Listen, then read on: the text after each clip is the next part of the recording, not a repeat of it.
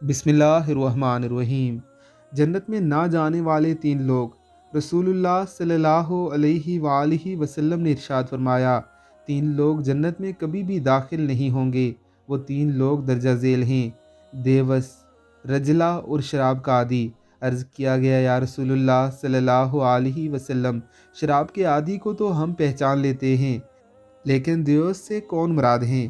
آپ صلی اللہ علیہ وآلہ وسلم نے ارشاد فرمایا، جسے اس بات کی پرواہ نہ ہو کہ اس کے گھر والوں کے پاس کون لوگ آ رہے ہیں، یعنی محرم ہیں یا غیر محرم، ان سے پردہ ضروری ہے یا نہیں۔ پھر پوچھا گیا، یا رسول اللہ صلی اللہ علیہ وآلہ وسلم، رجلا سے کون مراد ہیں؟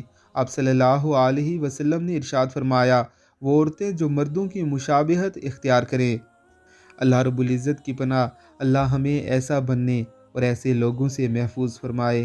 آمین، اللہم آمین۔